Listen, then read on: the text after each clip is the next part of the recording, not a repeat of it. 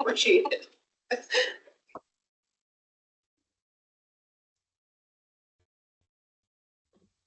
Ryan, you're up here. Oh, awesome.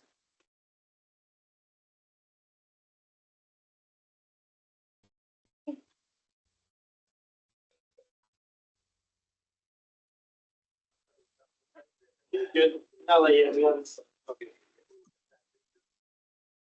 It just says, Game on. Yeah, everyone who's virtual is on it for us. Yep, we're all in. And we are recording. Really well. Welcome, everyone. Thank you for joining us. Back discussion. Blair, do you have anything to get us kicked off? We're just gonna run right in. No, just go ahead. Do we want to go around the room and do an introduction? I do that, or we got name tags, let everybody see. Let's start, John, you go first. We'll start on the outside and work our way. And hey, good afternoon, everybody. My name's John Burke. I'm the branch manager of natural resources for Fairfax County Park Authority. Hi, my name is Stephanie Cornejo. I'm with the Fairfax County Park Authority. I'm our long-range planning section supervisor. Nice to be with you all today. Matt Myers, Division Manager with the Office of Environmental and Energy Coordination. Kelly Zitzer with the Office of Environmental Energy Coordination. I support you. Jim, we're gonna jump to your slide. Jay Poole, I'm the Executive Director of the Park Authority. Sarah Baldwin, I'm the Deputy Director for the Park Authority over Operations and Administration. Amy Foster, Deputy Director with the Park Authority over Planning, Stewardship and Planning and Development. Y'all have to come around. Kim, you're hiding back there. They're all A hiding. lot of people hiding. Hi, everyone. I'm Kim Eckert. I'm the Division Director for Park Operations. Hi, everyone. Deidre Grayson, Marcom Division Director. Good evening. I'm Laura Grape. I'm the Resource Management and Interpretation Division Director. Hi, everyone. I'm Torsha Bhattacharya. I'm the Division Director for Stewardship and Planning. Josh Coleman, Park Services Division Director.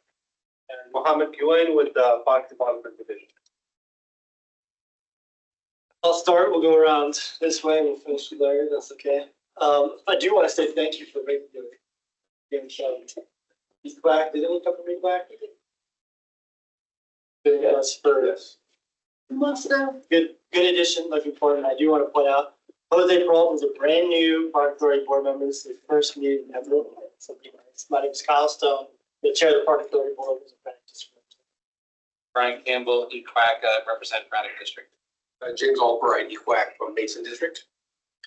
Hi, I'm Rich Weissman, EQUAC from Sully District. Hi, I'm Percy Van Winkle.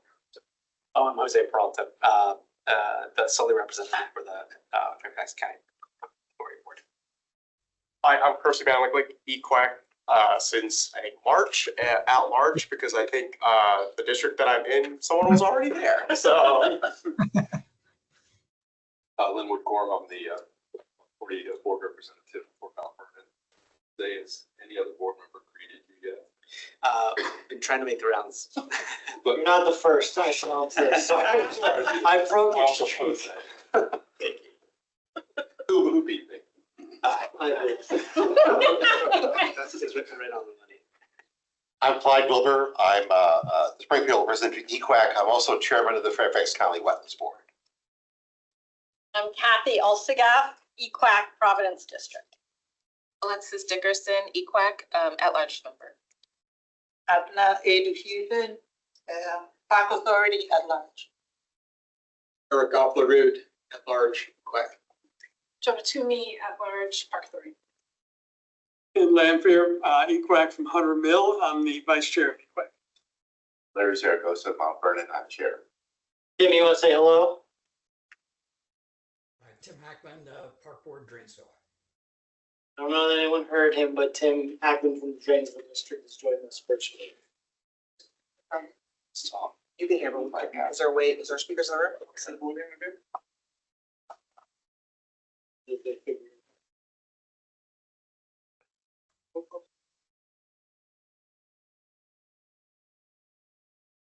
Tim, try it again. Tim Hackman, Park Board, Can you Dranesville. hear me? And now. Is there anyone else joining us virtually? Yeah, this is John. This is John again in EQUAC, Franconia District. Ken, did I hear you?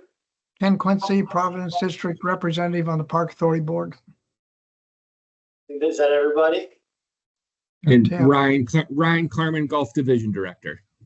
That it. I think we're good. What's next? Got Tim.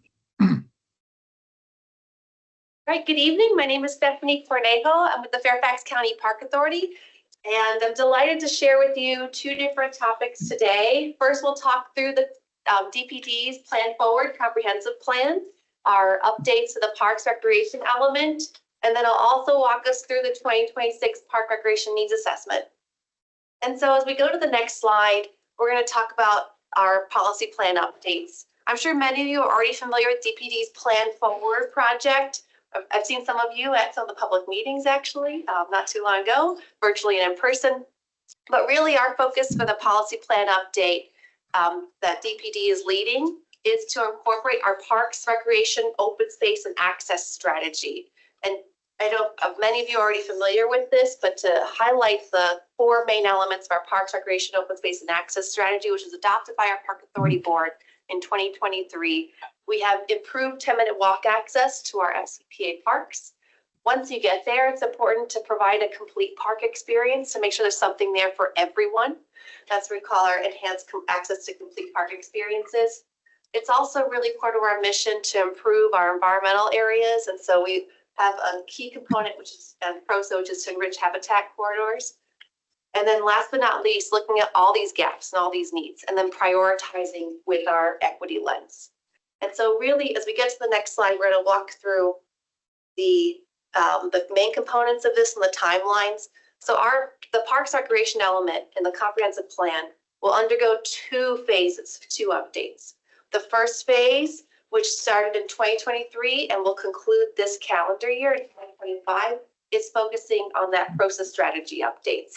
The second phase, which will convene after phase one is completed, likely later this year, early next year, it's everything else. And so those will be really the major updates happening to the comp plan. Be happy to come before you all when we get to that point in time too.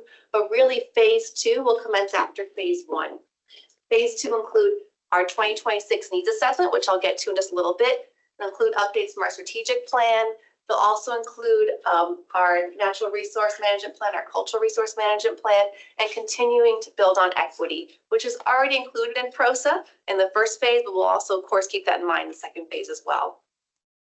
And so those are the main components we're looking at for our Parks Recreation element updates with DPD's Plan Forward Comprehensive Plan. Is there a question by any chance? I'll just pause for a moment, just in case I thought I heard someone. Okay. Well, as we go to the next slide, we're going to talk through now the needs assessment. And how many of you are familiar with the needs assessment? I'm sure there'd be lots of hands raised. Okay, great. Thank you. Appreciate the temperature in the room. As you can see on the screen, the Park Authority has conducted needs assessments about every 10 years. You see 2004, 2016, which is our current one. And here we are in 2025. We're looking at our what we call Parks Count needs assessment, and we're changing from that 10-year model to a 5-year model, so that we have so we are dynamically responding to park recreation trends and needs. And really, our needs assessment is looking at what are the park recreation needs in the county. What is the communities telling us that they need the most? And so we're asking really two big picture questions. Where are we today? So what do we have? What's our current inventory? And based on the feedback we're hearing from the community, what are their needs? Where do we need to go? So we're offering the best in service for our residents and stakeholders. As we go to the next slide, we're going to do one more click. I love animations, excuse me. We have those two big questions on the left-hand side, but also we're using a variety of tools to figure out those answers. So we're benchmarking against peer jurisdictions. We've done an extensive amount of background research of park recreation needs assessments. We're looking at recreation trends nationally and within our region. We're also conducting extensive community outreach.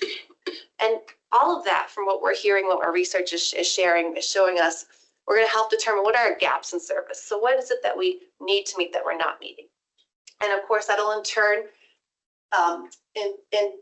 influence our level of service standards, which is very important. It'll also influence our urban parks framework and urban park classifications. And without a doubt, we're of course incorporating that parks, recreation, open space and access strategy, our process strategy, the support implementation of the needs assessment and the process strategy. And then also all this information from our needs assessment will influence our 2026 bond and our strategic plan. And so just to recap this big picture of the needs assessment, that's telling us, it's really the community's voice and what they're telling us what they need in parks recreation, and then us determining how we can best meet it. So as we go to the next slide, I want to share where we are in the project timeline. I'm sure all of you have been flooded with needs assessment, online survey email, and public workshops. We're right over here in this green box. We're on phase 3, public engagement. We have about a month and a half left of our public engagement. It started back in March and it'll end on mid-June. And so we've, in the past, already done lots of data gathering and background research. We've worked really hard to make sure we have a robust public engagement phase. And then after the public engagement, we're going to look at all the data, all the feedback we've received, and analyze that and understand, influence our level of service standards and our park classifications. Then we'll go for report development, and then go before the Park Authority Board by spring of next year. But with that said, as a side note to the Park Authority Board, we are coming back in a couple months to give another update from the public engagement. So we won't hear from us then, you'll hear from us sooner. And so we're going to dive into the public engagement phase on the next slide. And really, of course, we have a public web page. Who doesn't, right? But if you scan this QR code here, it'll take you to that website where you can take our online survey if you haven't already. It'll also have a recording of our virtual meeting and some of the pictures from our in-person workshop, which you can see on the screen here. In between that, though, we've been participating in a variety of community events throughout Fairfax County, making sure we're reaching where people are, going out weekends, weeknights, cross-promoting with other events. And then, of course, we're having stakeholder interviews and focus groups. We want to make sure we're hearing from everyone in Fairfax County, not just those who have the time to take an online survey. I want to make sure that we're really promoting equity in our research and our feedback here. And then I'll just touch on one more item here, and that is that we're making sure that our flyers and communications guide online and our online survey are available in 7 languages. That's English, Spanish, Korean, Vietnamese, Arabic, Cantonese, and Mandarin. And our population data shows that 6 of those languages, people who speak some of those languages have the least English proficiency in our county, which is why we target those languages. And in terms of next steps, I have 3 asks. 1, if you could please share this project with your family, friends, neighbors, networks, WhatsApp groups, everyone who you're connected to. Please, you can scan that QR code to get to our website, but please share this project. We are in the 1-month countdown stretch for our online survey. So if you haven't taken it already, please carve out 10 minutes of your time and complete that survey. We're very excited and we're using a lot of that data for our outcomes. And then also, if you have any questions or ideas, you can email me directly or email our project team account, which is parkscount@publicinput.com. And so with that said, I'm happy to answer any questions and really appreciate your time this evening. Mostly a comment, and you're going to great lengths to obviously get input from as many different interest groups as absolutely possible, but you will not be able to achieve it perfectly. So I just want to make the point in the final analysis to at least weigh what you believe some of the underrepresented interests are, even though they're not in the surveys. Does that make sense? It absolutely does, and I appreciate you bringing up that point too, because I failed to mention it. Before I saw on the screen, we actually have 2 surveys. We have an online survey that anyone can access and be part of. At the same time, in tandem, we have a statistically valid survey that is going out to households to very accurately represent the demographics of Fairfax County. I appreciate your point there, and also in the report, we'll make sure to note if there are any discrepancies. Thank you. Okay. Good, Clyde. I'm a little skeptical of outreach. Because you gain knowledge of the people who really don't have the experience or much of the experience of what other park systems are doing and have done. In addition to this outreach to people in the county, have you done any evaluations or studies of other park systems, what they're doing, where Fairfax County is behind in comparison to other park systems in the United States? And I mentioned this because I've traveled quite a bit. Dang, there are some amazing park systems out there. And it's a good system, but there are elements in some of those other park systems that we just don't have.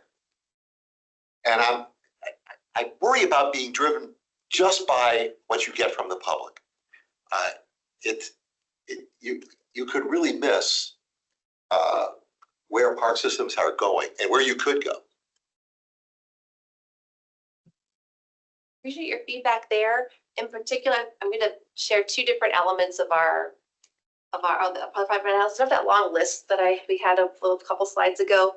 For our background research, our team looked at over 20 different jurisdictions with very specific notes on a variety of components in park systems. And also in our analysis phase, we're looking at a handful of peer jurisdictions to also benchmark. So it's a variety of those tools that'll help promote outcomes. A big part of it is community outreach. We want to hear what our residents are saying that we need, but also waiting and making sure that we're hearing from all populations in our county. But we'll also use background research too to weigh in on components of the park of our parks recreation system. I would encourage you to look at the park system in Arvada, Colorado. Arvada? Arvada. Arvada. Okay. One other point, the funding for the park system here is very largely user fees. And that's unusual. Large systems, what do we have now? 1.5 billion people, plus minus? 1.3. Is there any place else in the country where 1.5 billion park system is funded by user fees? I don't think there is one, is there? No. Have you thought about in this, trying to get away from that? Clyde, that would require the Board of Supervisors stepping up and funding us appropriately. We've been banging on that door for at least the 10 years I've been on the Park Authority Board. Well, if you need somebody to bang with you, I'm happy to come. Because this system, you're just not achieving what other people are. Yeah, because we're funded at 1/2 of the county's general fund budget. Yeah. I think you're yelling at the wrong people. No, I'm not yelling. Well, I'm advocating. You're not. Your complaint is if they could been misplaced. You're advocating to people who already agree with you. Yeah. If you wanted to do something, it would be you talking to the Board of Supervisors, including your own appointer. I would I say have no problem with where the current budget is for the park system. I challenge you to find a park authority that is run more efficiently than this one and is more productive with the money they have. But We can talk more about that. we appreciate your advocacy too. And please, motivate you to go this one. Well, you have to ask them. We do. I asked just for them not to cut the maintenance funding they gave us a year ago, just to not do that. A year ago, they gave us increased maintenance dollars. In this proposed budget, they took those all the way plus some, and we only got part of that back. That's Larry, what did we basic get maintenance. I'm sorry, I didn't. Larry, what did we get the stormwater fee up to now? What is it up to now?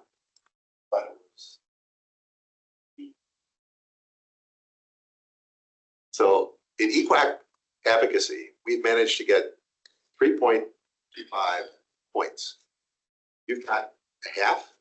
We are 1/2 of 1% of the county's general fund budget, which I think this year is about a penny. And through Penny is worth about $33 million. Yeah. So I got to tell you, I really care about stormwater. I think parks are more important.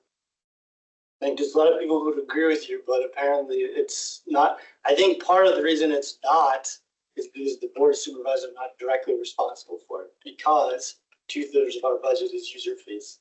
We're an independent authority that is largely funded by people who use the system, not taxpayer dollars. Well, Larry, our chairman, perhaps we can take that up this year. So you may recall that it was part of the comments that we offered on the budget. Two things, we didn't have a lot, but parts was one of them.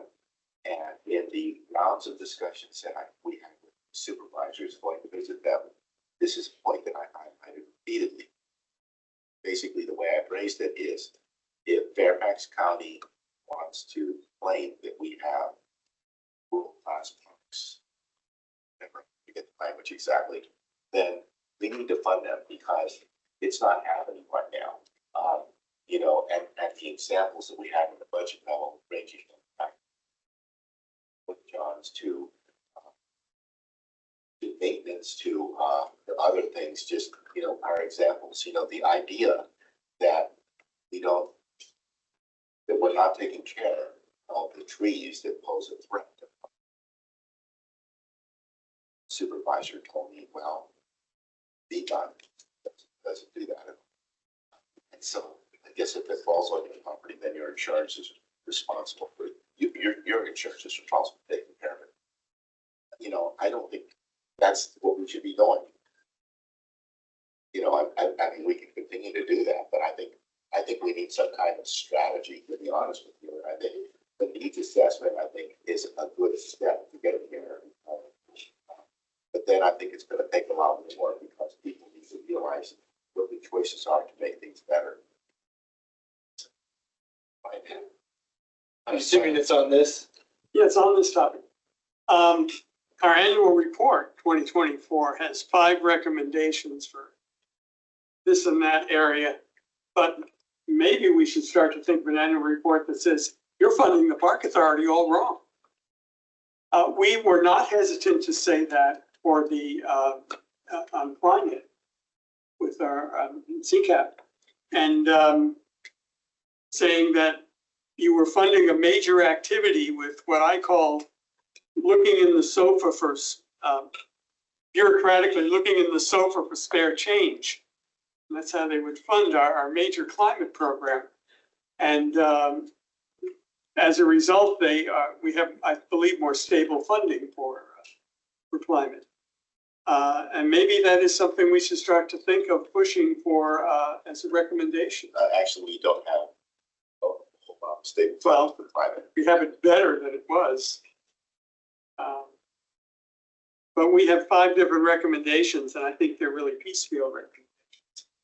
And maybe we need to think of how we want to present our park recommendations and we'll report. So, Mr. Chairman, I absolutely did not mean to attack on the park board at all, but I would suggest that. I think I'm just a little bit sensitive. Yeah, I voted on the budget yesterday. I'm glad I stepped on something important.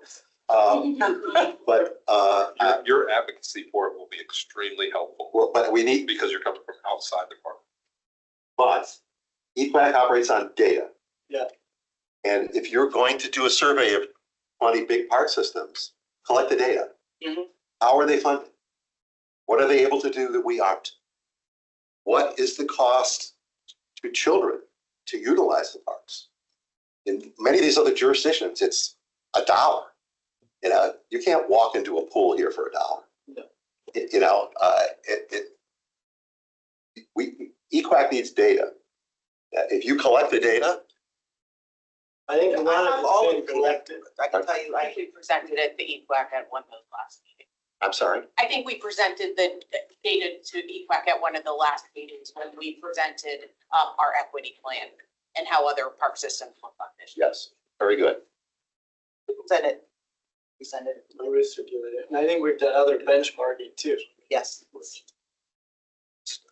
The information, it's not that the information is not there. Somewhere there's like disconnect between what we say and what the board of supervisors act on.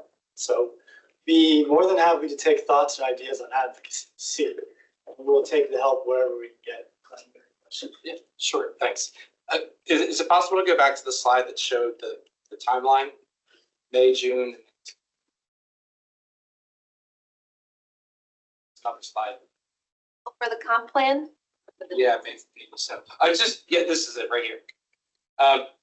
In this, are there any points at which you're coordinating with some of the other county departments as you're collecting data about needs, and, you know, your limits, your property limits only stretch so far. And I would imagine some of those needs are going to extend and need the assistance of other departments. And is there a plan in this plan? Is there a point at which there's going to be, you know, overlap discussions with other departments for partnership opportunities, maybe utilizing some of their grants access to funding? You have me till the grants access to funding. That's not in my head. I think that Stephanie just presented to the Housing and Human Services Committee today, which is the quarter of the counties. That would be the NCS, housing, CSB, libraries, RCC, Preston Community Center, libraries, I said libraries. Juvenile courts, and talked about that. I think that when you're the largest landlord in the county, it's more the other way around. Not a lot of, CSP is most of them are programming. Schools is probably the biggest one that we're working on. I mean, I think it's between this, our master plan, and then what's we're talking about that I'm reading right now, the forward document that sort of links the healthy communities. Access for kids to the facilities and schools, to the playgrounds and schools. Really a better partnership there is really important because they have a lot of active recreation there. Any way that we can really maximize the footprint that we have for parks in general in the county. I would love it all to be FCPA, but I want kids on playgrounds. I don't necessarily care that it's mine or the schools necessarily. So. I mean, like to the effect that there's going to be a redevelopment of some area there, but affordable housing and something, making sure that part of the plan includes a connection to a local park, or it's somehow consistently considering some of the outcomes of. So we have in the planning, planning department, and maybe we can talk about the org chart next time. Planning. We usually don't have planning come to EQAC, but maybe that's a really good suggestion for next time. So Stephanie's counterpart is a development review. So we review every development that happens in the county. We're the people who look at urban parks and open space requirements. And am I describing it correctly? Anything else I'm missing? What is their group do? They do all sorts of reviews, and I'll also add that part of our improvements are updates in this phase 1 for PROSA, where it's improved 10-minute walk access. Of language to incorporate that further in the comp plan. And so that'll help with, like, for the example you just gave us an example, like improving access to parks, so we can work with developers more hand in hand. George, is there anything else you wanted to add to it? Just that we are also going to be commenting on the transportation element, the health element. So parks are kind of intertwined in all of those chapters. So we're going to play an active role, making sure that they're reflected there. Thanks. Anyone else? Yes, sir. For probably decades, EQAC has been pushing really strong for transit-oriented development. And the rest, I see a whole lot of transit-oriented development and not a whole lot of green space. Easily accessible.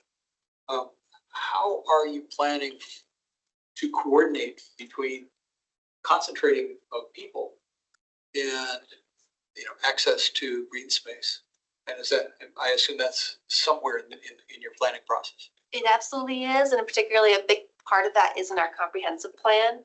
There's a section called the Urban Parks Framework, and that particularly speaks to higher density areas. And so our Urban Parks Framework update will actually be part of phase 2.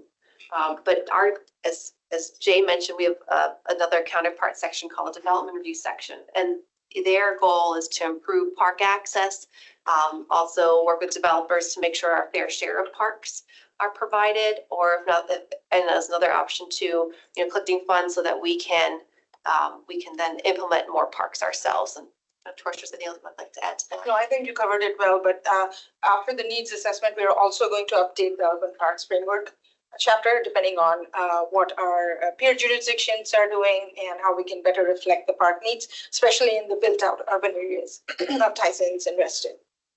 I will say that if you guys, again, I think that having our planning group come and talk to you guys. I don't think it's enough. I don't think that we're there right now. I think that it's some of the developed area, just Jacob's opinion, some of the developed areas are too new, believe it or not. So you haven't been built out yet. Reston hasn't been built out with a lack of green space. That makes the next time Reston gets built out, people are desperate for green space. That's what I used to be in Montgomery County. That's what happened in Bethesda. Bethesda's so much older that the first time it's like build, build, build. Then it's like, no. Our focus is 100% on green, open space. And so it's more expensive then because now you're raising buildings to build, parks. So I really think it's a concerted effort for people to say that, they can request and fight for what is within the purview to fight for, but I don't think that it's what you would consider adequate green space in urban areas. And part of the reason for raising this, really, there are so many intersections between what the Park Authority is pressing for and what EQAC pays attention to. So, these transit-oriented developments, Tyson's, for example, has lots and lots of concrete, which is one of our concerns around heat islands and, vegetated or tree canopy coverage. So, again, this is one of those places like what Clyde was raising is, we are data based. And part of the data that we look at is we have heat islands, which are at our center of transit-oriented corridors, and we've got high concentrations of people and not a lot of green. And so it's a place of potential synergy between the two groups for pressing. And it really takes a concerted, different focus because it's expensive. And the reality is, unless it comes with a specific funding source for that, there's absolutely no way that I could, when I have $8 million for acquisitions, which might sound okay if you're in Centerville, $8 million doesn't give me anything in Reston in terms of large. So there's no way that difference can be compared. And so figuring out a way to have developer funded or separate cash of money or something for these urban areas and Tyson's, because otherwise they will never compete. We can buy 17 acres here for another field, or we can buy a quarter of an acre in Tyson's or Reston. It just doesn't work without some sort of a fundamental concerted, we're going to spend it. Because right now it's cheap. You think it's expensive. It's cheap right now at $7 million. It's going to be $14 million the next time around. Then it's been $25 million. So.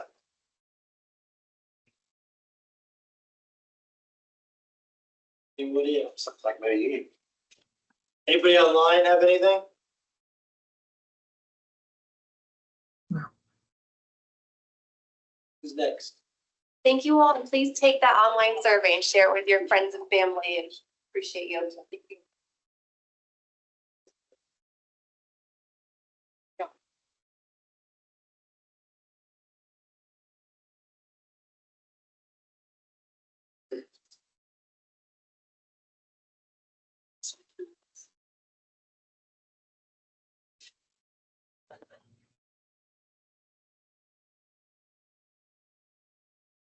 Good evening, everybody. Again, my name is John Burke. I'm the Natural Resources Branch Manager for Fairfax County Park Authority. It's nice to see you all again. We've spoken over the last couple of years, and today we're going to be focusing on both our point-in-time accomplishments for the Natural Resources Branch within Park Authority. So it'll be a full review of the fiscal year since we're not quite through it yet, but we'll be talking about some highlights. But we'll also be talking about different programs, priorities within the branch. So things we're working on, things we want to accomplish. Potential gaps in our programming. But I'm hoping at this point to shine a light on some of the good work we're doing. Hopefully it will inspire some questions. Make you all aware of what we're up to at Park Authority with our 17,000 acres of unmanaged space. So next slide, please. As a reminder, I include this slide in most of my presentations, and for the Park Authority Board folks, who will be meeting again in late summer or fall to talk about an update to the Natural Resource Management Plan, and we'll have all our annual metrics. So there will be some spoilers in this presentation. But I'd like to break down the structure of our program just as a reminder. So we basically have 5 major programs within the Natural Resources Branch.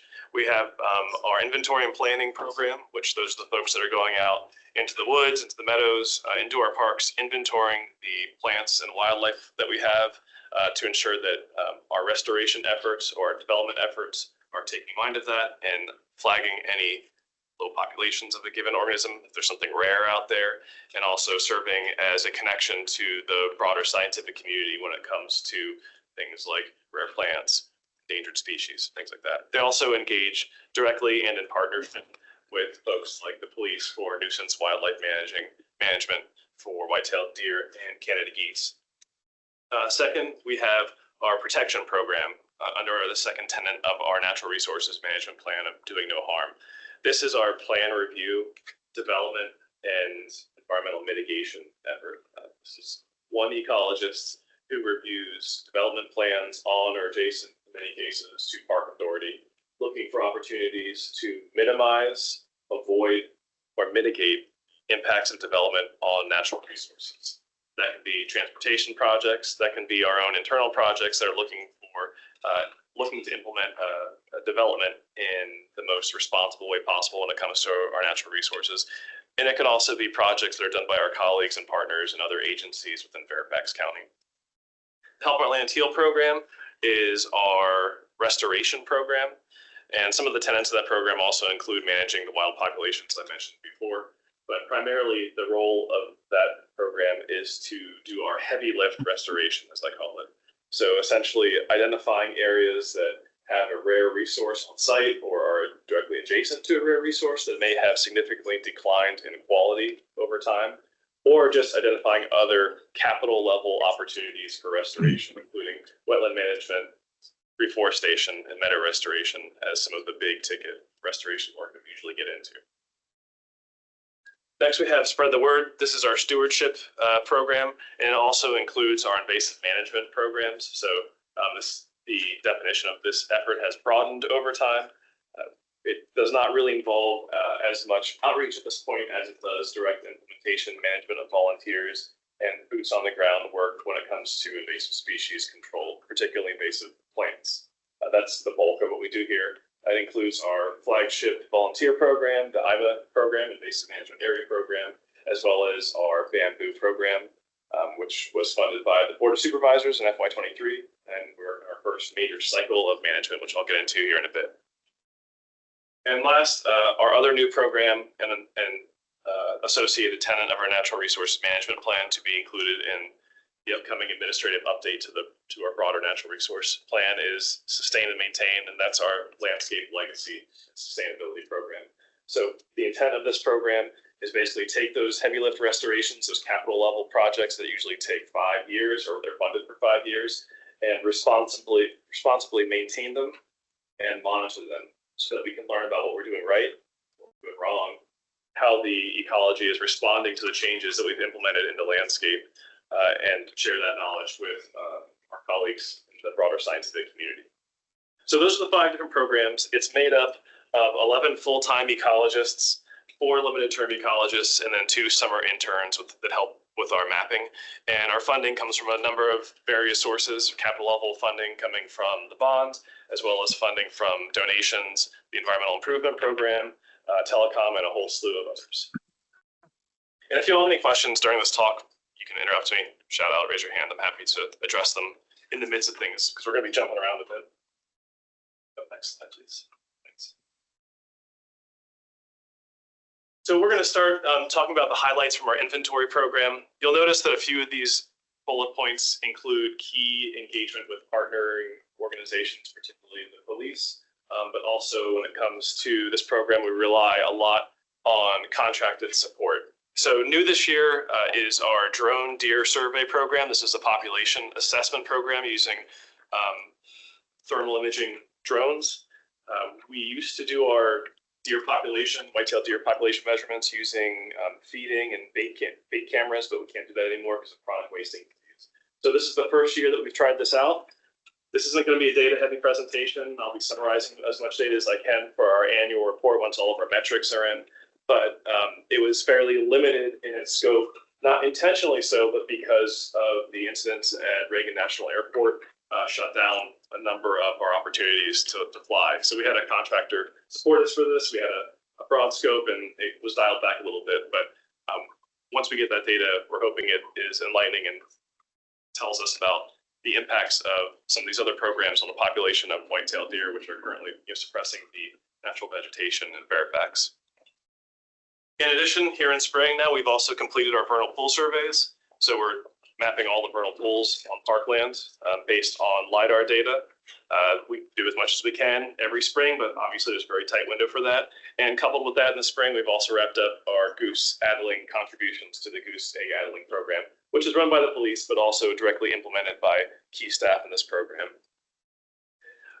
Now, we're talking a lot about wildlife harvesting and management and all that, and this is the inventory program. So it's really important that I mention that a big component of what this program does is spending a lot of time in the field documenting natural communities, putting them into our geodatabase, assessing the quality of those natural communities, and also highlighting any key species that are noteworthy or rare. And those are particularly in the form of plants. So on the left, we have big top love grass, which is a county record. It's the first time this grass has been found in Fairfax County. On the right, we have Latin spike sedge, which is threatened in Virginia.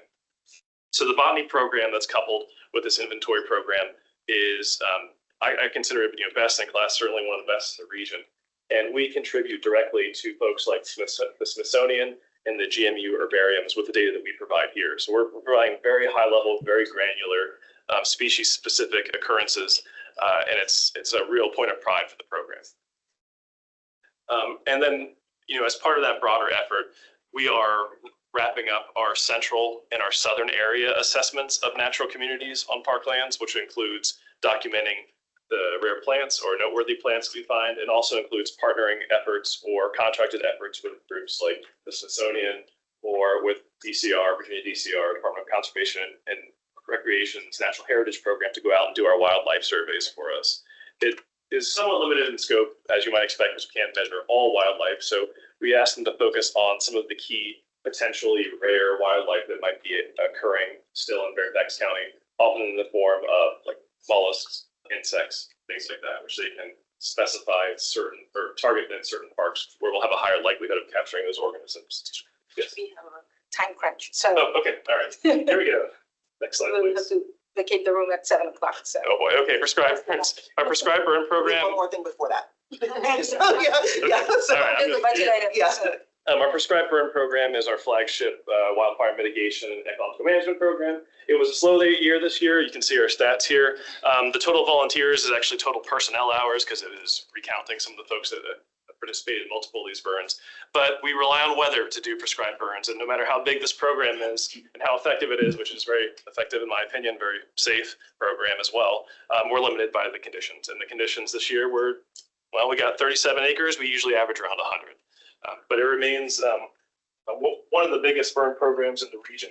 And we train multiple different jurisdictions, agencies, groups, volunteers as part of our annual burn training we've implemented routinely this year. We're also offloading as part of our Helping a Land Heal program, 5 completed restorations this year. So these are 2 to 5 year restorations, generally depending on the funding source. These represent the last major actions that took place this spring as our final swipe of spring planting to kind of put the final cherry on top for these restorations. We've got stuff at Frying Pan, Green Spring Gardens, and Laurel Hill. All the ones that are coming offline this year are reforestations and meadow restorations, and they'll be transferred over to our Landscape Legacy program for long-term maintenance. If you think about it, 2 years ago, we would have just been able to maintain these as funding and time allowed after that 5-year timeline. Now we have a regimented and consistent program for maintaining the quality of these restorations into the long term with staff and funding to support it. Next slide, please. Thank you.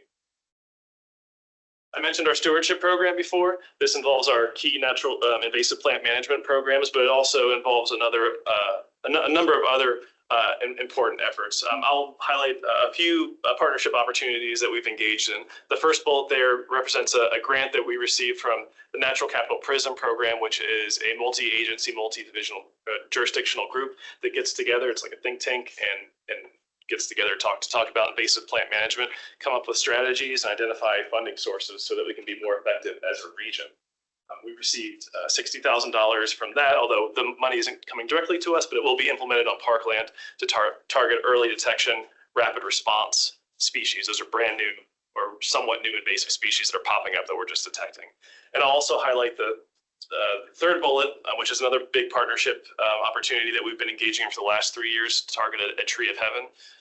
It represents a connection that we make with our colleagues in Public Works, where they fund some of our invasive plant management efforts to manage forest pests. So we're going after the host plant of the spotted lanternfly, the Tree of Heaven, and they fund us to the tune of about $100,000 every year just to go after Tree of Heaven and remove that from our parks. So we're happy to receive that funding and implement that.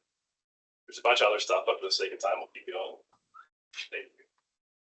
The Bamboo program is one of our newest programs. This represents the first major cycle that we've had a complete management program with staff in place and funding allocated, as well as having projects in the ground. So it is rolling. It's great to see this management take place. We've got 22 actively managed bamboo projects now in the works throughout Fairfax County. The first batch, about half of that was, we'll call it pilot sites, and then the second half and now ongoing will incorporate the rigorous prioritization protocol that we developed internally. We also now have a geodatabase that's been established thanks to our colleagues in Park Authority to automatically apply that prioritization as new bamboo patches are identified, so that we can be working where we can make the biggest impact first. And just to add on to that, because I think it's worth mentioning, this is Doe Creek Park. The Smithsonian has partnered with us for a one-time harvest fee to see if their panda likes the bamboo at our site. I don't think it was considered palatable, but keep trying.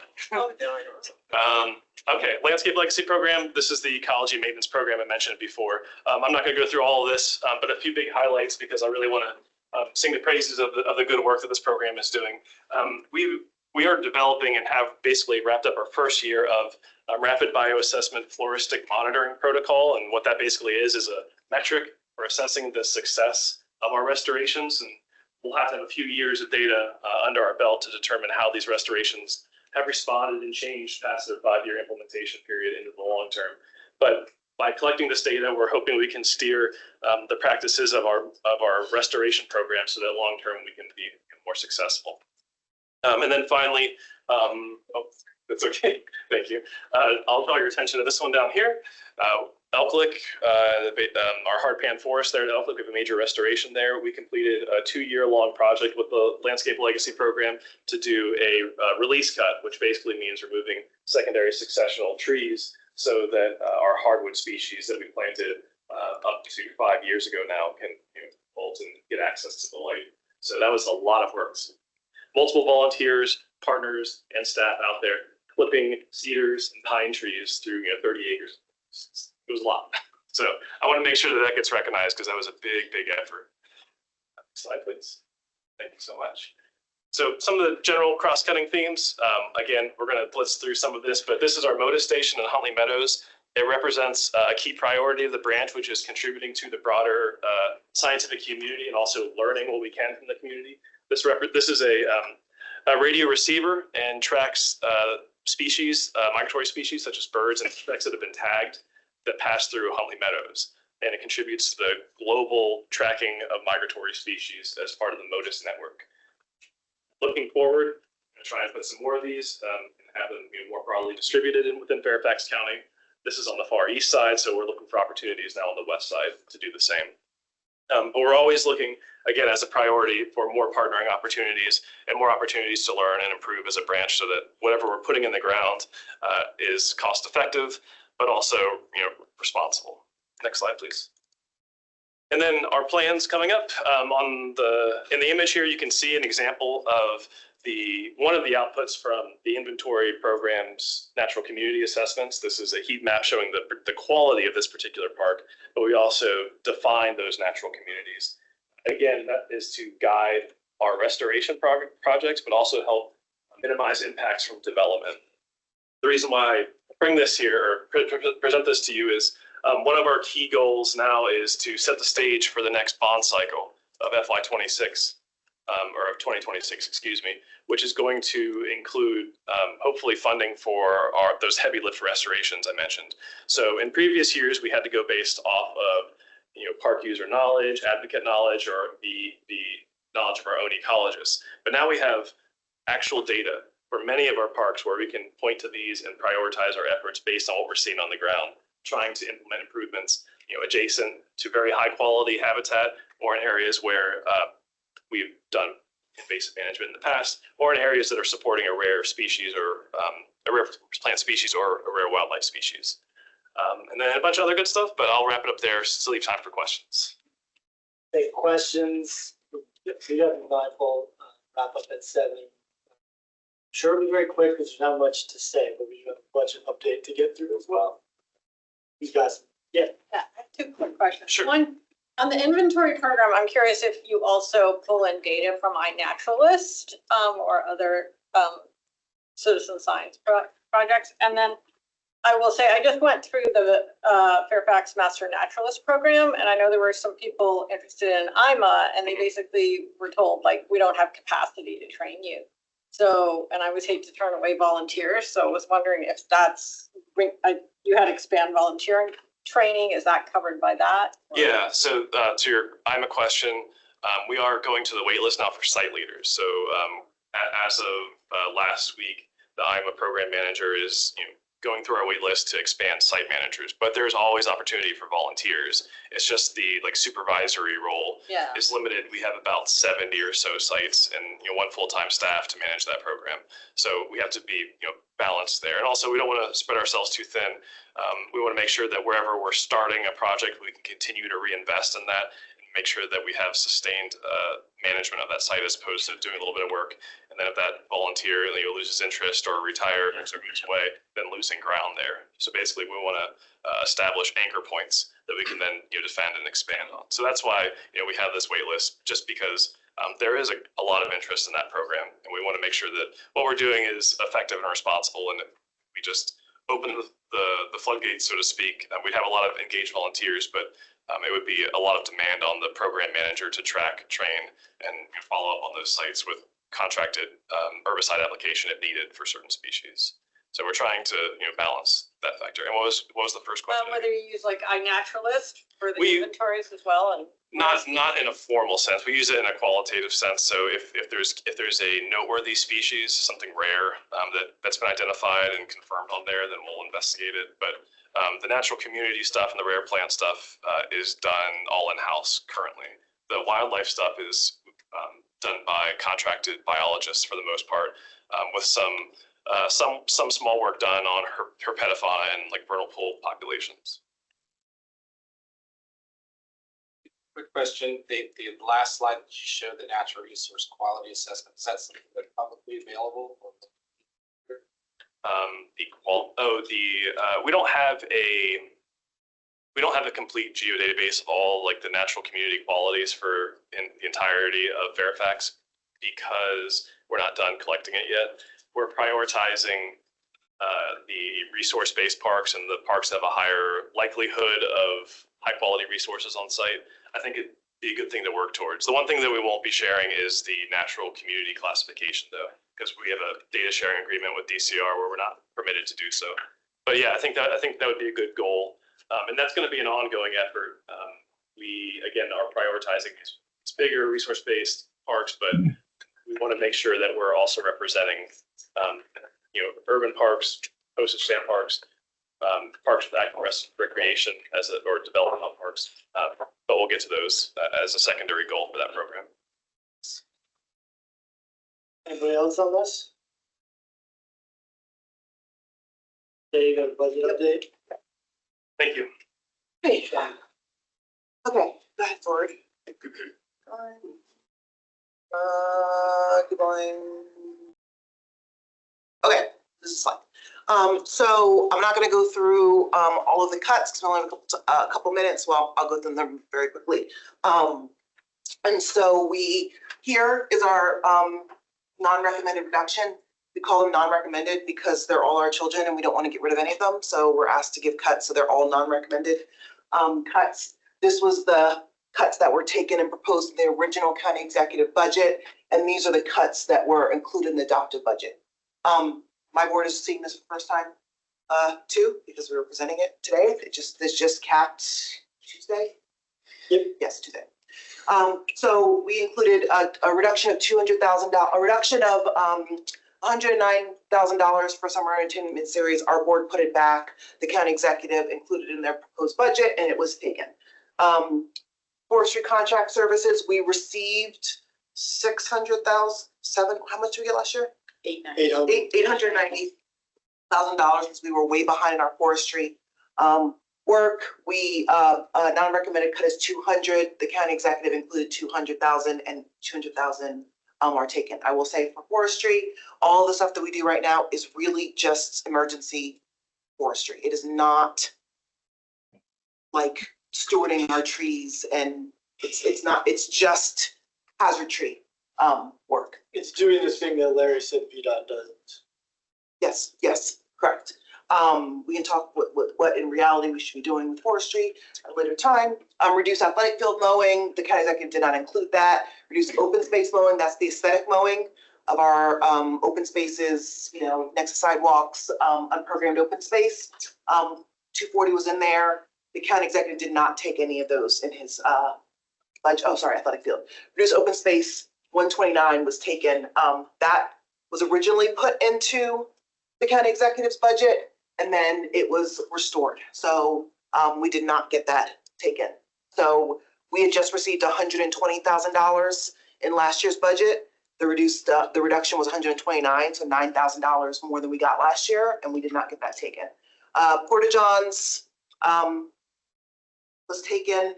Reducing athletic court maintenance. We received $200,000 last year to increase athletic court maintenance. 250 was in the non-recommended cut. 250 was in the county executive's proposed budget, and they took that. Trail maintenance, same. We got $200,000. 250 was in their non-recommended reduction. 250 was in the county executive's budget. They actually restored that, so we got the trail maintenance funding back. Let's go to the other. Increased foundation funding, 300,000. So the increased foundation funding is foundation funds. There's $300,000 of the county funds, and that's the staff for the foundation. So the staff for the foundation are actually county employees. So this is requiring the foundation to raise their own administrative overhead. So that was 300,000. The county executive put that in there. It was 150 that was taken in the adopted budget, scaling up to next year. So it's this year 150, getting up to that 300,000 to give them time to acclimate. The rest were taken. So eliminating the colleges 64,000. Eliminating historic resource specialists. These are both vacant positions. That was taken as well. Closing a nature center was not included in the county executive's proposed budget. Closing Scott Run was not included.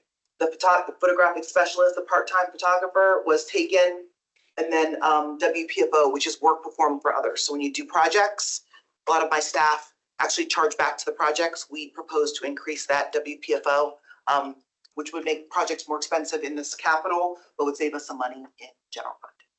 And that is what is in the, so really quick, we got the reduced open space mowing back. We got the trail funding back. We got the foundation, a little bit of foundation funding back, but that's a short term. Next year, it'll be the other 150.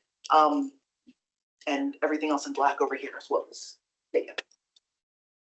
Next year, we've literally just started to, can't believe it, kick off for next year's budget. I don't expect it to be actually I expect it to be harder because across the board, I'll speak for all of the other directors, across the board, the fat has been rendered.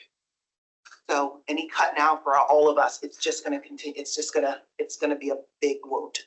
So one of the things I think that we heard from a number of supervisors was concerns about trash not being collected. I'm wondering, sounds like there will be in that area. So this is just the adopted reductions. The budget guidance was basically don't ask for new things unless it's an unfunded mandate or something the board has been speaking about before. We did include it in our budget, trash recycling ordinance and zero waste.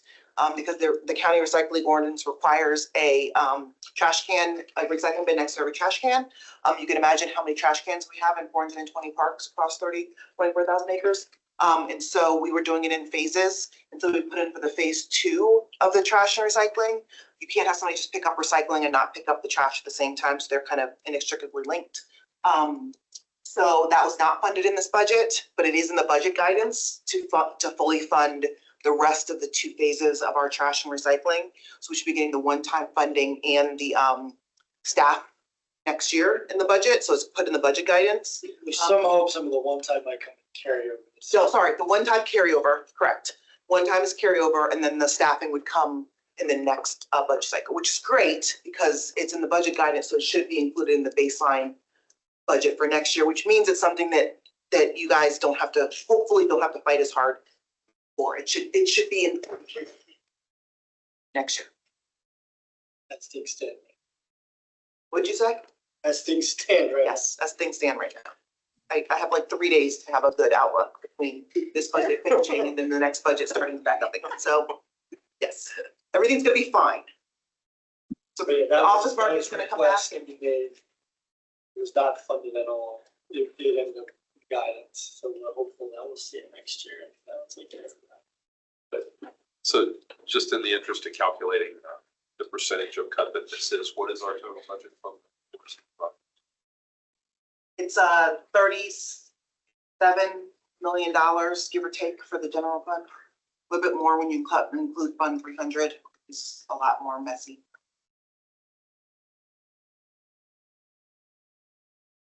It's less than 1% of the overall general fund. Oh, you're talking about the cut? Cut. Yeah. Then So you it's meant- around 3%. I know you meant in terms of the overall county budget, less than 1%. It used to be 0.6. Is it Yeah, 0.5 now? it's about that. Still. That's what it is.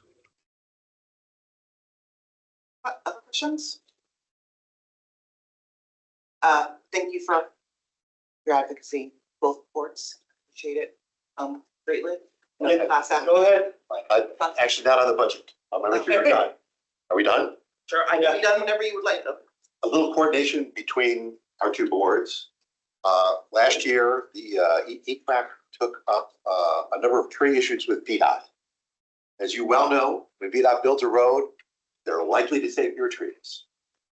So VDOT is developing new guidelines on what they're going to be doing about trees and roads and everything else. I hope you're engaged. I think EQAC will be next year. A little sub note, EQAC tends to not pick up individual projects. We deal with overall issues like what VDOT is doing in planning.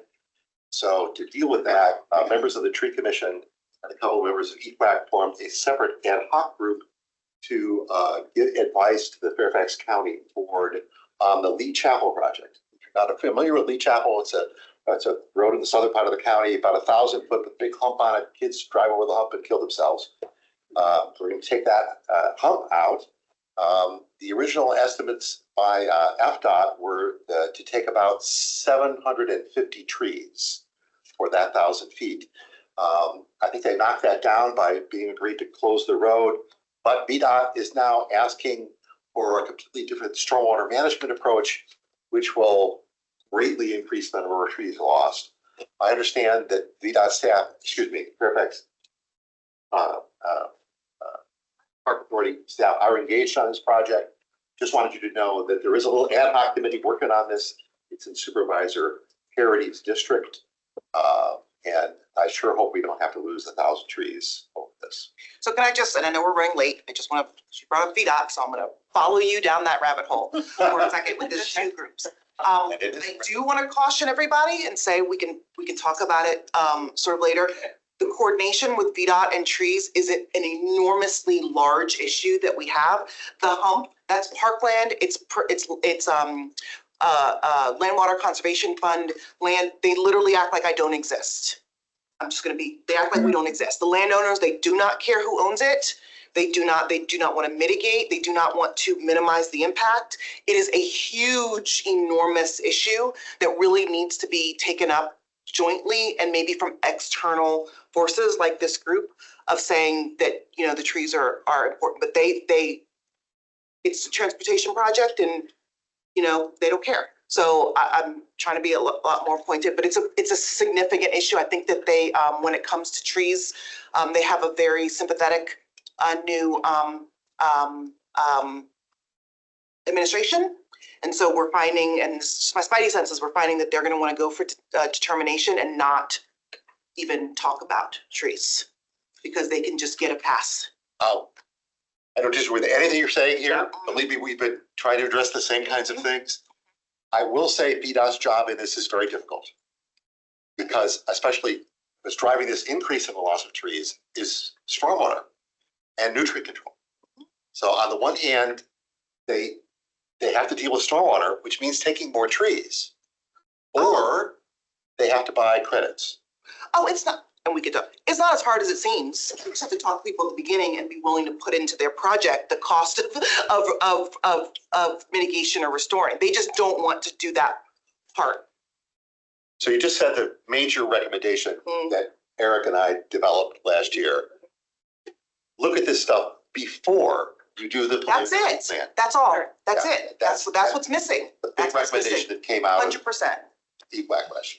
It didn't happen. Do it again. Anyway, No, Didn't mean to take so much bringing time. that up. We owe you,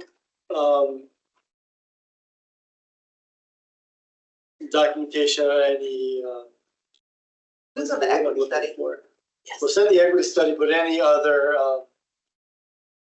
metrics or planning that we've done to, grade ourselves against other, entities, and we'll gather, because we've done some of that reporting. So we'll gather that up and circulate it around. The big thing though will be an equity study we did a year and a half ago. And the maintenance memo. And the maintenance memo, which is about roughly the same. Because we did make a proposal, get the board of supervisors to fund us differently so that we were relying less on fees, and that has gotten nowhere so far. Larry, do you have anything to wrap us up? Simply that I'm grateful for the partnership that we have, and I mean, I consistently reach out to you every time we write a memo that relates to the budget. You're always engaged and always have information, and I think it's a productive relationship. I think parks are very important to us. I think we're trying to figure out how best to work with you to keep what we have. It's so disappointing when we're not able to maintain what we have, and I'm sure it's important. It's an important quality of life issue. I appreciate that, and thank you very much for sharing that with us and give us an opportunity to comment. And we look forward to working with you guys more moving forward, particularly on the budget. I'll hold you to that, Clyde. You know, Brian is your parks guy. Yes. And James. Yes. Yeah. The liaison. Yes. Anything else for the good of the order? Thank you guys very much. Enjoy your meeting and your pizza. Thank you. Good to see you. Good to see you. Sure.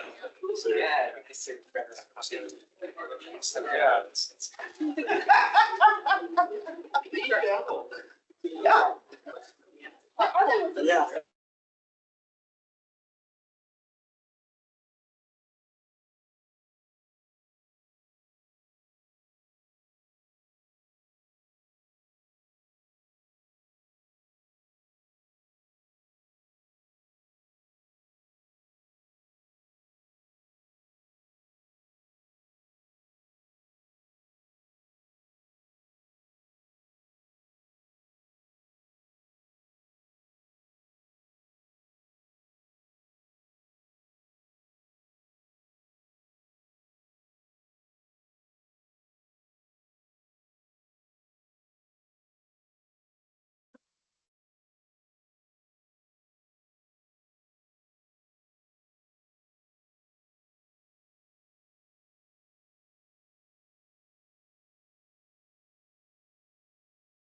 Of the board is actually present. Voices of the remote participants are able to be heard by everyone in the room, and the remote participation comports with the policy. And the first step of that is verifying that the remote participant's voice is clear, audible, and at an appropriate volume for the meeting room, and a confirmation of their location. We've got 3 board members joining remotely tonight. We'll start with Tim. Tim, are you connected to this meeting remotely? Yes, this is Tim Hackman. I am connected and participating from my home in the Dranesville district. We have a problem with audio. Is that us or Tim?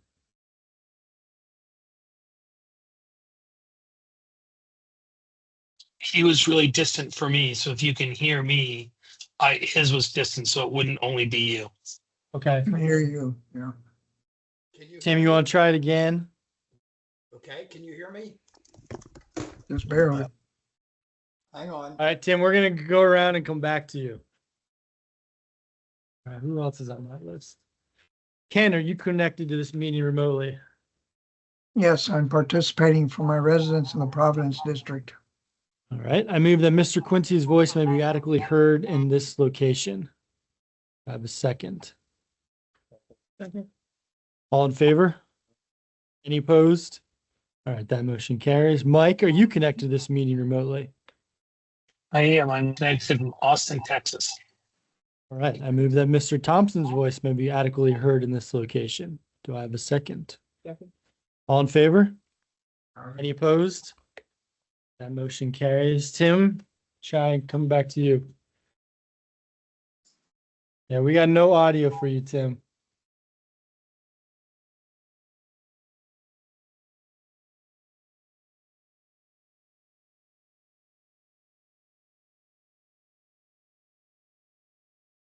Tim, give it another try.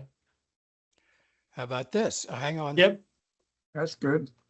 perfect. Tim, How about are you? this? Participating from my home in the Drainsville District, Tim Hackman. Perfect. Thank you very much. I move that Okay. Mr. Hackman's voice may be adequately heard in his location. Do I have a second? Second. All in favor? Any opposed? All right, that motion carries. All right. Pursuant to the Park Authority's Policy 111 for remote participation in public meetings, I move that Tim Hackman, Ken Quincy, and Mike Thompson be permitted to participate remotely in this meeting because it comports with the policy we adopted and a physical quorum is present here at the Park Authority Boardroom, 9th floor, Heritage Building. Do I have a second? All in favor? Any opposed? All right, that motion carries. We can now get into tonight's agenda. We've got two administrative items this evening. Admin 1 is the recommended approval of the resolution to honor John Schaefer, who has served the residents of Fairfax County and the Park Authority for 32 years, most recently as the park manager at Eleanor C. Lawrence Park. I have a motion for that. And a second? Second. Any discussion on this? All in favor? Aye. Any opposed? That motion carries, and I have proclamation to read. Whereas John Schaefer has served the Fairfax County Park Authority with distinction for more than 3 decades, sharing his passion and know-how in natural and cultural history and interpretive management with countless visitors, serving in several different staff positions over 32 years, most recently as Park Manager, Naturalist 3 at Eleanor C. Lawrence Park for 13 plus years.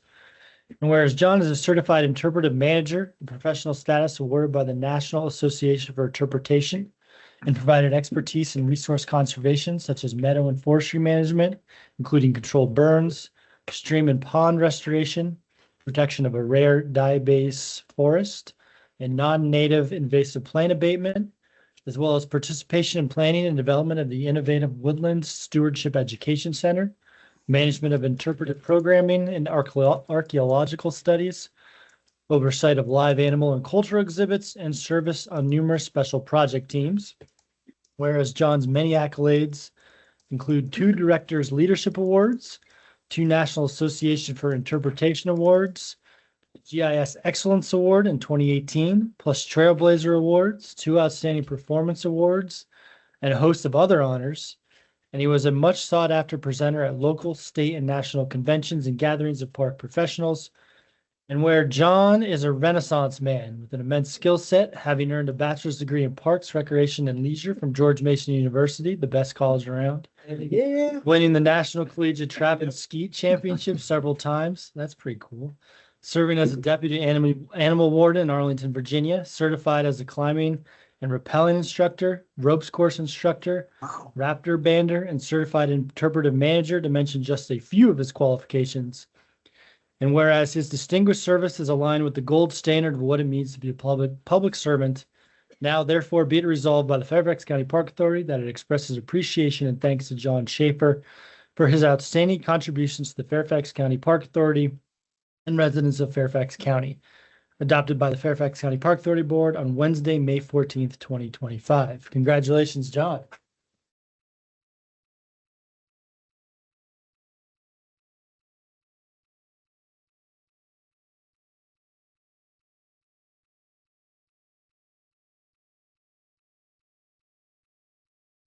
in Breda, Maryland. Won 3 national collegiate titles. They won 5 more after I graduated. So There's still a building? there is.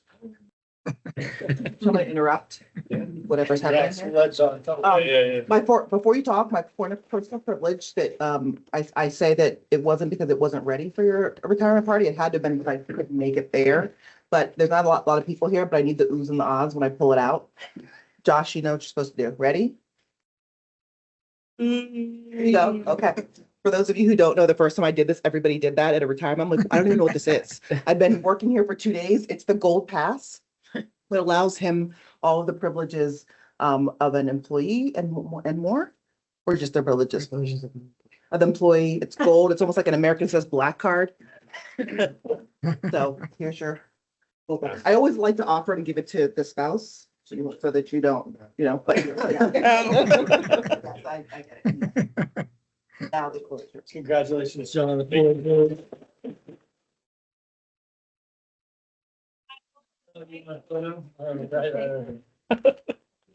wanna do it? Actually, you can do it With over the stuff in the background? Yeah. Okay. All the words instead of Tim up there. Yes. And Laura? Yeah, Laura, come on. Oh, Want to be in it? yeah, I know, okay. Let us get out of there.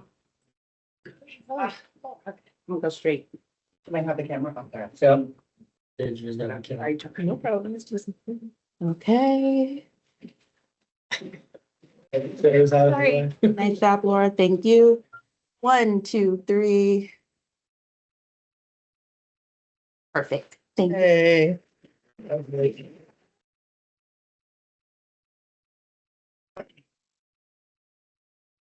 Oh, the floor is yours. Did you want to say anything, John?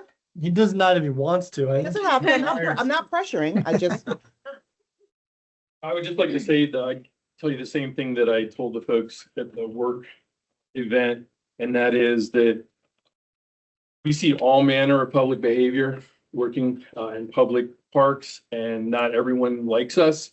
And there's a great Freeman Tilden quote, you can look it up later, that talks about how you meet the pestiferous, all these different people, including some whose sole purpose, it seems, is to keep the hangman in a job.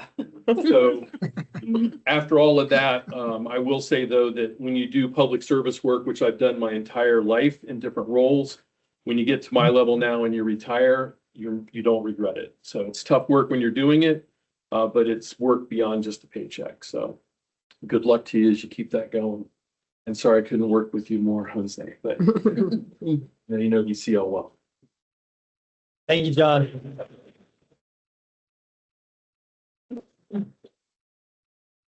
All right. Admin 2 is the adoption of the minutes of the March 26, 2025 Park Authority Board meeting. Do I have a motion?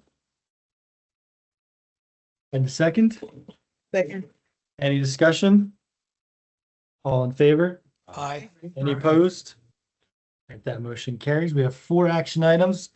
Countywide action item number 1 is the recommended appointment of Benjamin Aiken to the Park Foundation's Board of Directors. Do I have a motion? In a second? Second. Any discussion? All in favor? Aye. Any opposed? That motion carries. Countywide action item number 2 is the recommended appointment of Paul Berry to the Park Foundation's Board of Directors. Do I have moved? And a second? Second. Any discussion? All in favor? Aye. Any opposed? That motion carries. Countywide action item number 3 is the recommended appointment of Mark Buenavista to the Park Foundation's Board of Directors. Do I have a motion? And a second? Second. Any discussion on that? All in favor? Aye. Any opposed? All right, that motion carries. And finally, countywide action item 4 is the recommended appointment of Alyssa Keefe to the Park Foundation's Board of Directors. Do I have a motion? And a second? Second. Any discussion? All in favor? Aye. Any opposed? That motion carries. Two information items. Information 1 is the capital improvement plan bond strategy, and information 2 is the Fairfax County Park Foundation audited financial statements. Both of those were presented to and reviewed by the Park Authority Board during committee meetings held on March 26, 2025. All right, before we get into chairman's and board matters, we're going to jump to closed session first to accommodate some scheduling conflicts. Oh, sure.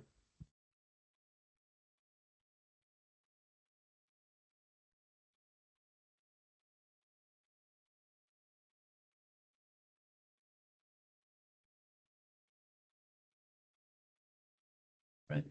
Well, thank you for being here. That was a very short meeting. We're about to go into closed session, which means we have to kick you out.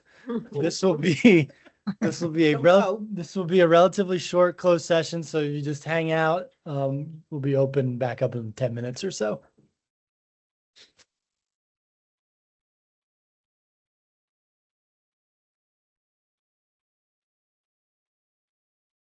All right. Somebody's got to close. Oh, Deidre's going to close the door. We have to keep it open until for the after, motion. yeah. Yep. Dr. Carter, you have a motion for us. Cynthia Jacobs Carter, I move the Park Authority Board recess and convene in closed session for discussion and consideration of matters enumerated in Virginia Code 2.2-3711 and listed in the agenda for this meeting as follows. A discussion or consideration of the acquisition of real property for a public purpose or for the disposition of publicly held real property for a public purpose where discussion in an open meeting would adversely affect the bargaining position or negotiating strategy of the public body pursuant to Virginia Code 2.2-3711A3. C1, discussion of a property located in the Sully District. I second the motion. All right, all in favor? Aye. Any opposed? All right, that motion carries and we will go into closed session. Hold on, I think we have some people, everybody's off? Yep, she's got to close the door. We got to close it. Yep, we're good.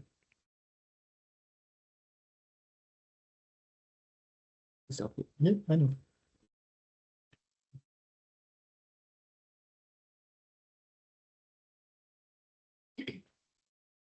All right, everybody's out.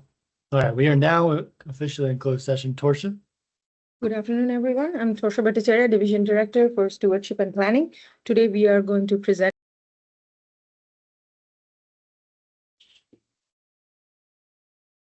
All right, Dr. Carter, you have a motion for us. I move the Park Authority Board return to open session. I second the motion. All in favor? Aye. Any opposed? All right, that motion carries. And we have another motion to certify the topics discussed in closed session. This is Cynthia Jacobs Carter, and I move the Park Authority Board certify that, to the best of each member's knowledge, only public business matters lawfully exempted from open meeting requirements prescribed by the Virginia Freedom of Information Act, and only matters identified in the motion to convene closed session were heard, discussed, or considered in the meeting by the Park Authority Board. And do I have a second? I second the motion. All right, this is a roll call vote, everyone. So I'll go around the horn and everyone respond individually, either aye or nay. Dr. Carter? Aye. Linwood? Tim? Aye. Abena? Aye. Faisal? Aye. Jose? Aye. Ken? Aye. Mike? Aye. Jonah? Aye. And the chairman also votes in the affirmative. All right, Dr. Carter, you have one more. Oh, no, I guess that's my motion, actually. So I would move to approve the update to the acquisition range of property located in the Sully District as discussed in closed session. I second the motion. You You're- Aye. Nope, call for the vote. Oh, okay. Jose would typically do this, but we're not gonna be on the spot. Right, on day one. You're right. there. Okay. Calls for the vote, the board, votes, aye or nay. Aye. Aye. Aye. This is a general. All right. We are now out of close. We'll go back where we left off. There's chairman's matters. Here's the thing. It's been a while since we met. A lot has happened in the interim period. We officially opened McLean Central Park. That was a nice celebration. Imagine. Good turnout there. We Somebody had, talking in the background. yeah, Mike, I think you're You know that not on mute. cooler she painted for Yep. the years ago? Yep. Can we mute him? Can you mute him? Can you mute them? That seemed to work.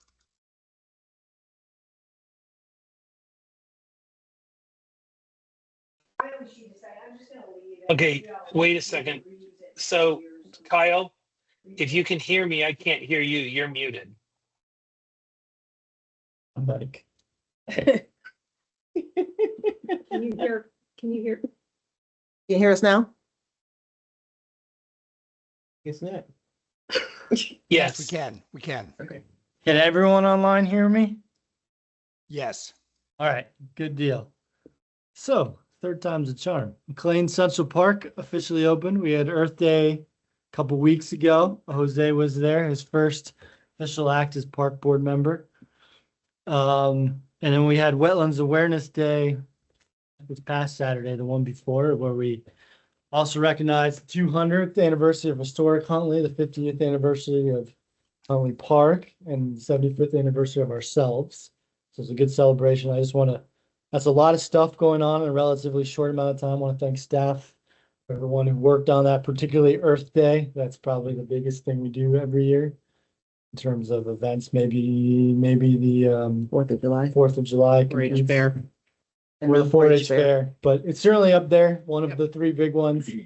I think everyone is either there willingly or voluntold to show up. But I feel like most of the park authority staff is there, so thank you for all the work you guys do on putting all that together. It's a great event. Unfortunately, the rain kind of cut us a little bit short there at the end. I was going to do a bit of a budget recap, but we got that at the last meeting. But just as a reminder, we're focused on getting, with board members, focused on getting some of those maintenance dollars back between the mowing, the athletic courts, and trail maintenance. We got 2 of the 3 back, but we still took a pretty good haircut on the athletic court maintenance. We're now $50,000 worse than we were a year ago, which is annoying to say the least. There were some carryover possibilities. We talked a bit about that in the meeting with EQUAC as well. There's guidance language about the trash recycling ordinance. Hopefully something falls out and carryover for some of the one-time items, but there was specific guidance language in there to get some of that trash and recycling money, the phases 2 and 3, so that we're fully compliant with the county's trash and recycling ordinance after, I don't know, 5 years or something like that. That would be nice to see. Final thing I've got, reminder, we've got a joint meeting with the Board of Supervisors next week at 3 p.m. Unfortunately, some work travel cropped up for me. I'm not going to be able to make it. Tim will be there in my stead. Hopefully many of the rest of you are able to join though as well. That's all I got, Jay. Okay. Still my thunder with a lot of our events, but I have pictures. I don't have pictures. So I'm gonna win.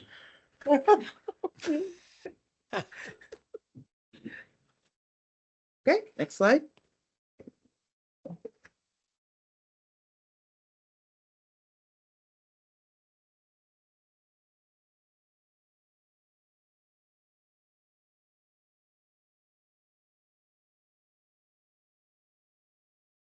Okay, so we extended the nominations for Ellie Doyle Park Service Awards. The nominations are due Friday.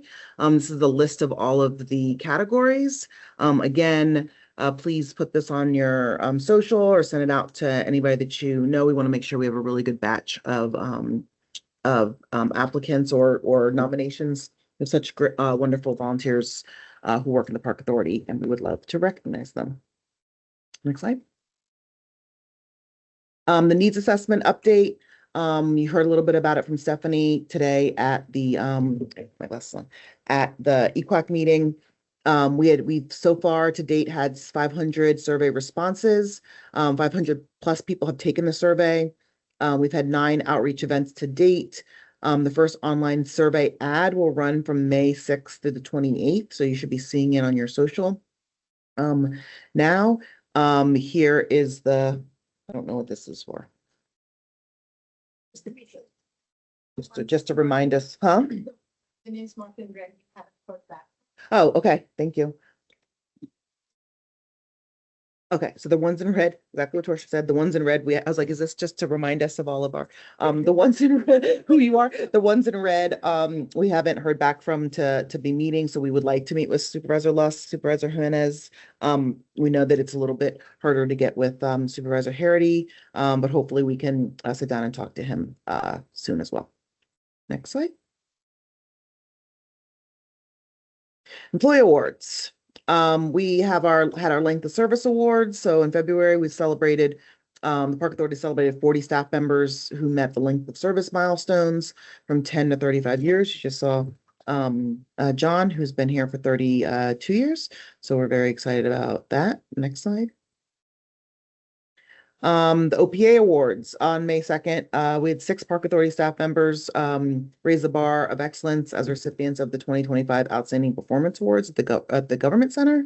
So John Callow, Nick Childs, William Douglas, Alex Jensen, Brittany Partlow, and Claire Strack were among some of the recipients of OPAs this year. It's a really big deal in the middle of the Government Center, and I would be remiss if I didn't say that we have the best participants and people in the audience. You always know when a Park Authority person's walking up because we are loud, and we show our appreciation. Next slide. Spring events. As Kyle mentioned, we opened up the McLean Central Park with a ribbon cutting there in partnership with Janesville Supervisor Jimmy Bierman, the Park Foundation, and the McLean Central Playground team. We opened up that. It was a big collaboration, an accessible park experience. The playground there really is phenomenal. We were able to make that larger due to some contributions from the community, and it was a really fantastic event. Next slide. Oh, we had first pitch. So Lonnie Edwards, who's our Area 3 athletic field, this is great. Our Area 3 athletic field manager was invited to throw out the first pitch at the Pioneer Baseball's annual first pitch ceremony on April 11th. Lonnie and his team keep all of the fields game day ready all season long. The athletic field managers manage an average of 44 fields across their assigned areas. It's really awesome that the community really recognized the staff that keep those fields up and going, as opposed to, figurehead people like Kyle. Good to, recognize those. Wow. Next slide. He stole my thunder for 3 of the slides. Art and Architecture Day at Historic Huntley, in honor of the 200th anniversary of Historic Huntley. An intimate gathering of art and inspiration took place at the historic home. Special thanks to Karen Sheffield, Friends of Historic Huntley, and Supervisor Lusk for attending. We had artists create sketches and paintings, and volunteers led free tours of the villa for about 60 attendees.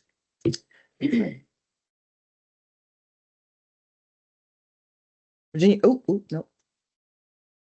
Back up one.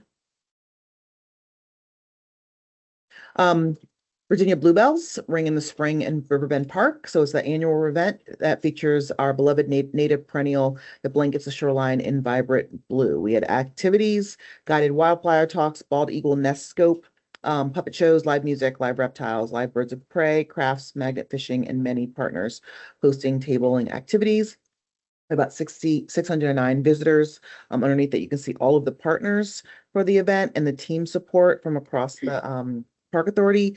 I will say that Earth Day and the 4-H Festival and 4th of July are really large activity events, but each site has its own very large event. This is probably Riverbend's largest event that they have. They're very proud, and they should be, of their event, although the decorations are given to them by Mother Nature. So I can't really take credit for that because it's super blue. If you've never seen the bluebells in their peak bloom, I highly recommend going to Riverbend in the spring. Next slide. Farmers markets are open. The 2025 schedule is in your top right. The farmers markets received the 2025 Governor's Environmental Excellence Bronze Award for the food scrap collection program, which is really fantastic.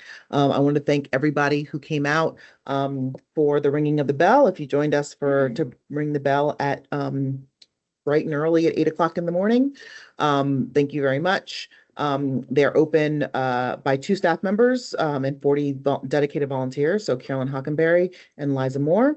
They're now plastic bag free. And it supports 126 local vendors and farmers. We're also very proud that a few of our farmers markets now take SNAP. And in 2024, we had $98,000 in SNAP benefits that were distributed. I think the farmers markets are a really great way of getting fresh foods into food deserts, and allowing the acceptance of SNAP really helps out with that. Again, schedule is the top, goes through end of November. Thank you. Next slide.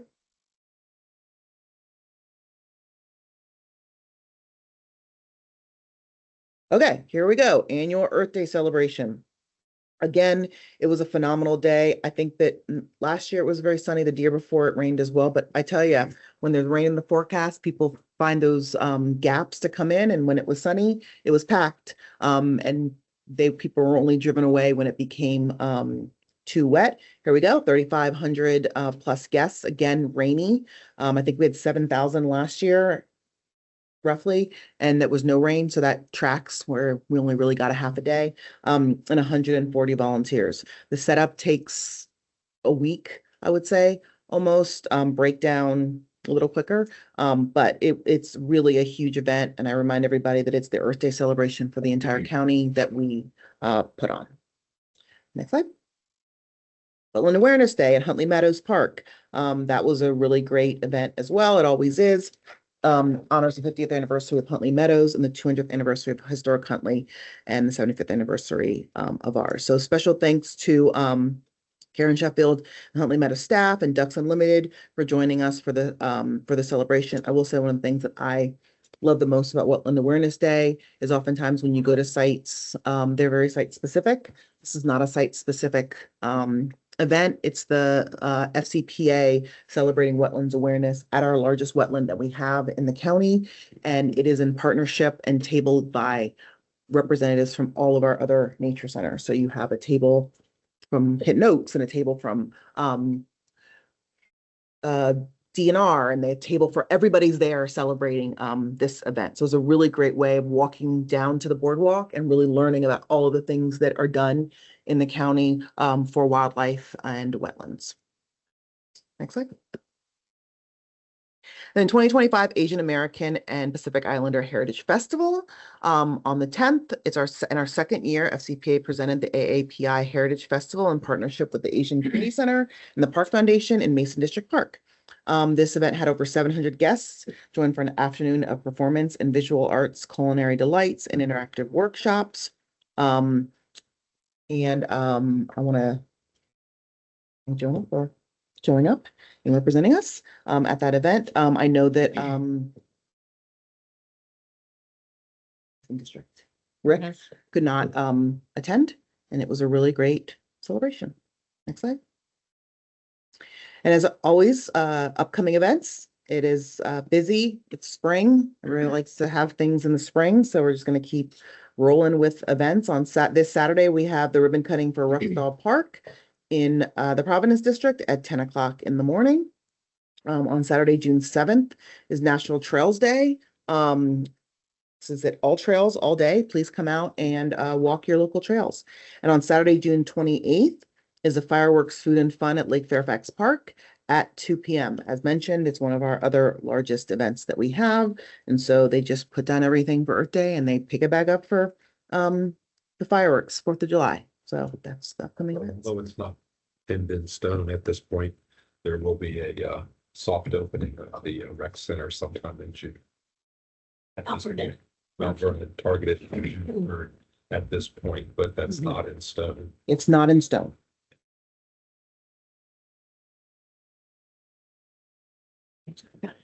Oh, I would like to turn over, put a personal privilege to I'm for a person. Don't let. Why are you looking at me like that? Don't let her. What? It's quick. Uh-huh. Very quick. Just wanted to announce, because we're about to kind of put some stuff out on the street, that I'm going to be retiring in December. So you'll see a couple. We refuse. I told you not to say it. Oh, it's I'm excited and sad at the same time. So but we have to get the process going. So we thought it'd be better to let you guys know sooner rather than later. But I'm here till December. And then I'll probably start writing comments on those. Throw them right in the trash.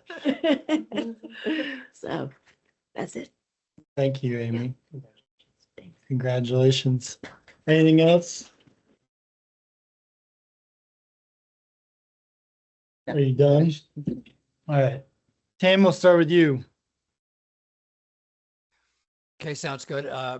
Other than thanking Jay and staff and my fellow colleagues for covering for me for these several weeks, and I look forward to seeing you all in person next Tuesday at our joint BOS Park Board meeting. I have nothing, so thank you very much. All right, Ken? Ken, you're on mute.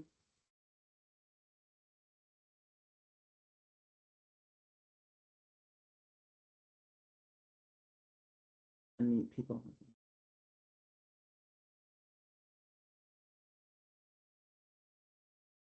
Are you talking? No, he's looking to try to find the. There he is. You got me? We got you, Ken. Okay. Anyway, I was going to say congratulations to Amy, but I have to vote against this. No, you've been just super. Jay, apparently I just missed you at the Oakmont Farmers Market. But it was a success. And one other thing, I want to commend Jay and staff for the excellent presentations they made at the joint meeting with EQUAC. And they were super. And that's all. Thank you, Ken. So Jose, now that you've seen two other board members do it, we'll turn it over and see if you have anything to say. But welcome. Hope you've enjoyed your first meeting. Definitely. Want to say thank you to everybody that's kind of helped me on board, especially Diane, invaluable help. And Amy, congratulations. And that Earth Day celebration that I got to see as a board member was fantastic. I was blown away. Thank you. Thanks. Linwood? Well, I don't know what to comment about Amy. I reject that. I hope you change your mind, so I'm going to save my comments, the rest of my comments till December. Okay. Does anybody else have any idea what the next thing I'm going to say is? Welcome, Jose. Oh, I know what you're gonna say. Yeah, It's been recent for me, so. yeah. I've said it to everyone here. Yeah. Anyway, when I first came on the board, I was told by a board member that I should sit back and observe for a while before I commented on anything. And I completely reject that concept. You didn't. Jose, I want you to ask any question that pops into your head. You have a somewhat unique perspective, different perspective than the rest of us, and that is a fresh perspective. So you often like to come up with things that we're actually not thinking. So please state your not mind, ask any questions that you have as soon as you have them. And welcome. I look forward to getting to know you and working with you. Jonah?